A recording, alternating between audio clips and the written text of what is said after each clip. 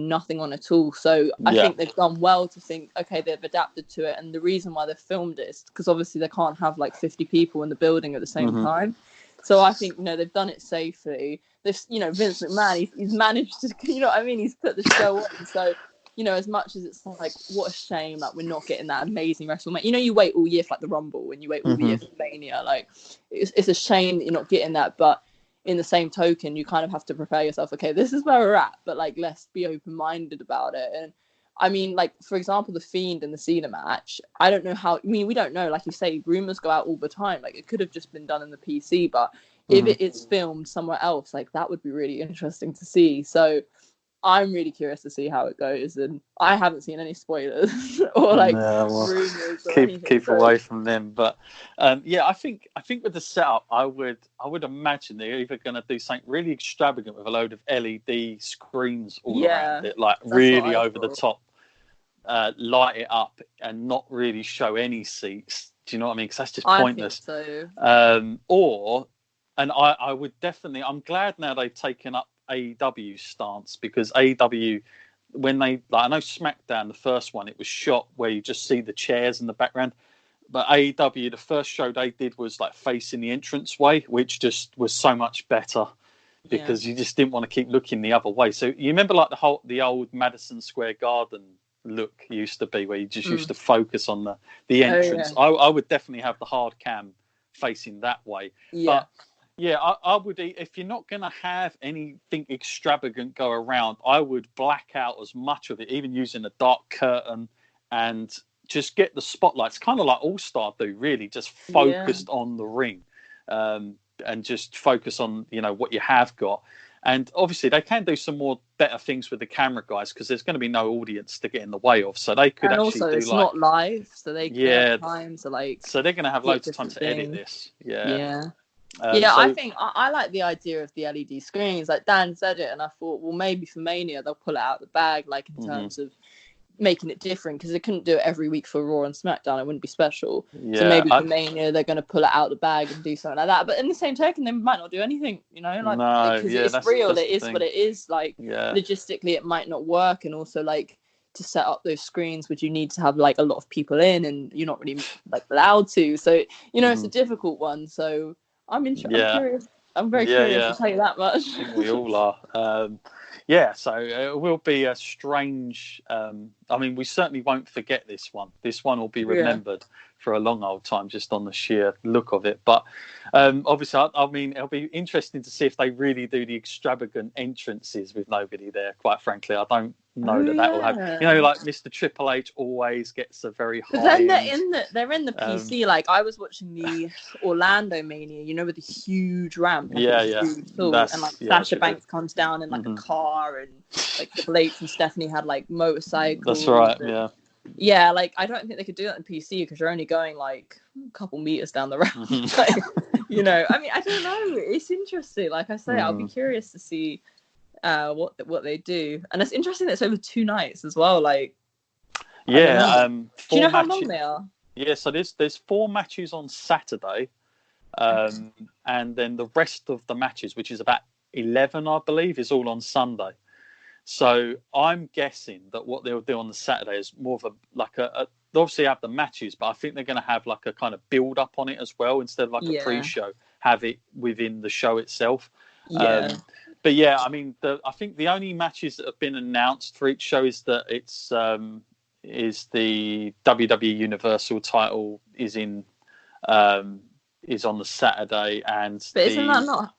Which one's not happening? The Goldberg. Well, I didn't want to spoil it for you, because I didn't know what you knew. I know that Roman can't. I know Roman can't go. Yeah. I know Roman can't go. Yeah, so it's basically down as Roman Reigns' replacement. That's on the card at the moment. But it's that match on the Saturday. And then also, I don't know. I don't know anything, but the thing I was thinking is some of them live in Canada, and I'm not sure what the rule is with flying. Yeah, there was a problem with Brock. But he'd already done that. Edge, I don't think so. I think he was okay. The only reason it was Brock is because Brock, like, if there's anyone, I keep saying this, if there's anyone good at isolation, it's Brock Lesnar. He should be the go-to guy to ask advice, because he loves it. He doesn't have a telephone. He doesn't have internet. I think the nearest phone he has to go outside on like a payphone. And Really? he's just, he's built like a huge compound with like crazy walls around it. And that's how he lives up there with, of course, his wife, Sable. But That is how they probably live. why Brock Lesnar's so good, because So you know the Rumble, like his performance in the Rumble was just like, I mean, I don't know about you, I thought it was like the best thing ever. Like he's one of my. I'm actually wearing a Brock t-shirt as we record. Oh, this, good! So, like I'm a Brock he's guy. one of my favorites. I just think he's just second to none. Like his ability to tell a story, his like athleticism, all that. But like his ability to tell a story, and maybe that comes from the fact that like he doesn't go on the internet. Yes, he doesn't read. He doesn't read criticism. He doesn't doubt himself. He just does the job he's always known how to do and learned how to do from way back. So it's not like today's era where everything's like controlled by the internet. It's actually interesting that I didn't know that. Yeah, you can. I think there's like a documentary on YouTube. You can get it, and like he allows some access to just go around. I think ESPN go and interview him. And he just talks about he's never had internet, he's never had a telephone, and he rings like Paul Heyman weekly, but he has to drive out of his compound to do it. And Paul Heyman rings at a specific time on this payphone, and that's how they have dialogue. But you can't get hold of him unless you're going to send a letter. And he just lives in. I mean, he's already said it. He's made no bones about it. He doesn't like being around a lot of people, but I think that works well for him because the mystery about him is something that people want to like get to know more about this guy, but we can't. And the fact that he's not going to be one of these guys that goes on TMZ and write a Twitter or anything. He's not going to be bothered about things like that. So I think it really works. I would say Brock Lesnar is probably the most over performer in that company, just by the fact that he's not used weekly and he doesn't expose much about himself. So what you see is what you get with him. And but he's just so good at telling a story. Like I was watching, I don't know if it was WrestleMania 22. It was Cena and Triple H. Right.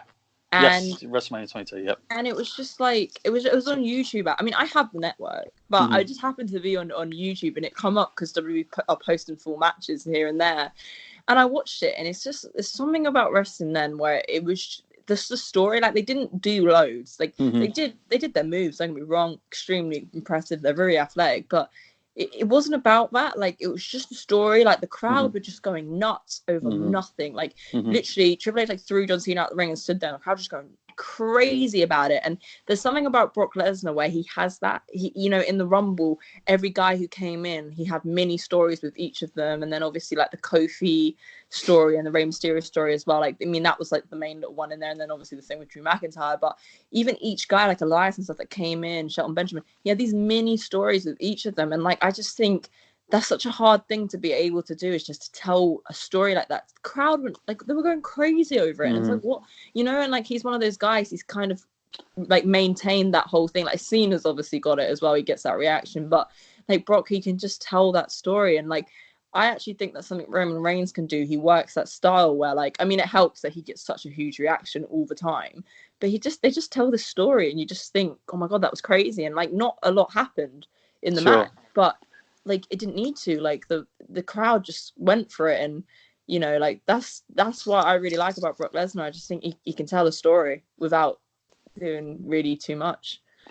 Yeah, my listeners, they're always harping on to me about Brock, who's he passing the torch to. Like, it's always about who's Brock going to give all the rub to. But I keep saying to people, I think when you look back in history, it's going to be just the Brock Lesnar era. There is no, I know people are expecting it should have been handed to Roman. Was it going to be handed to Seth last year? But look where that's gone. I just think that Brock is the guy, and people just maybe that there isn't a passing of the torch, and we are just living. Like, I don't think he has an explanation in the sense of, like, I think he got Roman, like, I mean, obviously Roman's getting the reaction, but he got Roman into who Roman is now, like the star that he is. Same thing with Seth, like, and he, even his little program with Goldberg that made Brock Lesnar fresh again.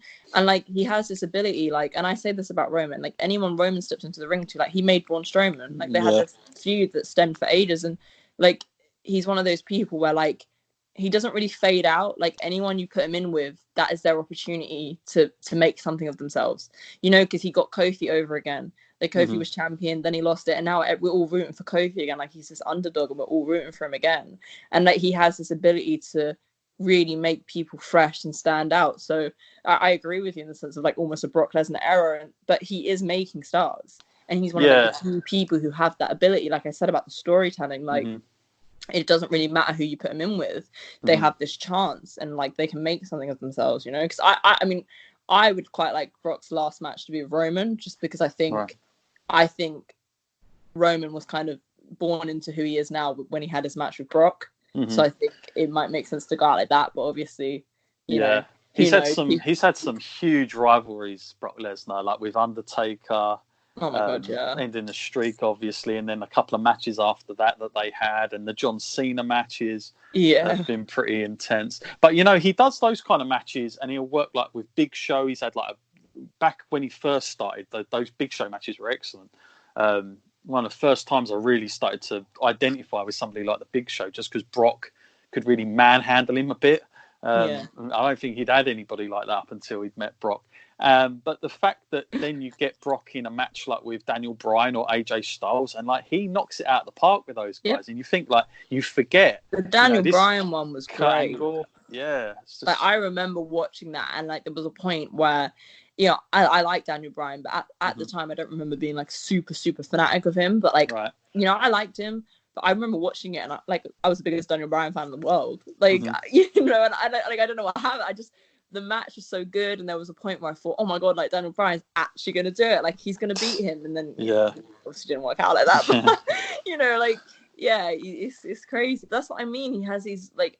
He's one of those people, like whoever he wrestles, like it's great. Like it's really enjoyable. And you know, sometimes people complain because like the matches can be short and stuff. But like you say, it's part of the aura. Like you know, you can't come out and do 20-minute matches every time he shows up. No, you lose the mystique.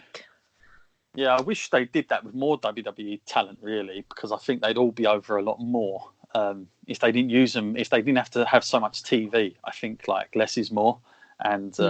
You know, other stuff, but let's get like I'm gonna ask you for an early prediction. Drew McIntyre, does he win his first championship after winning the Rumble, or do you think because of given the circumstances that we're in, they might hold off a little bit longer for that to happen and have it in front of a crowd? I don't know, but or do you think they're going to want to have a feel good moment and this is it for Drew, because like he's really come on leaps and bounds. You know, we remember this guy three man band.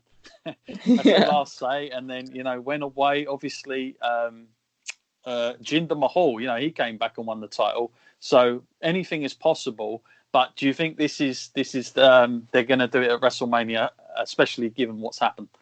I honestly don't know. And I like the fact that I don't know. Because I hate it when I feel like, oh, I know what's going to happen. Like, I hate being that person. I literally have no idea. Because I don't know, even if it was in front of a crowd, I don't know that Drew McIntyre was surefire to win. Like, I didn't know what way it was going to go. I don't know. I mean, I would quite like for Drew McIntyre to not win and maybe have his moment in front of a crowd. Yeah. But in the same token with what you're saying, like, we might need that feel-good moment. So it's hard to know, really, but I think Brock might retain, and then I think it might happen later on. I mean, but it's hard because we don't really know when life's going to happen. No. I think you can't say, oh, well, we'll give it to him at SummerSlam because he can still be here. Yeah, it's a risky move if they hold on to that long, isn't it? So yeah, I do think Brock retains. That was even before this, because I got a feeling I do think Drew will eventually get that title, but I think, like most times, it's better to chase than the catch, and I think they're going to want him to chase a little bit longer. Give us more time to get to know Drew as well. And, I think that he's got so much behind him, and like. But I do think he can still get the rub from this match. I still think it'll be close. I don't think it'll be like they're not going to just have Brock go over like anybody. I think they'll give like him the rub, like what they did with Daniel Bryan as well. It was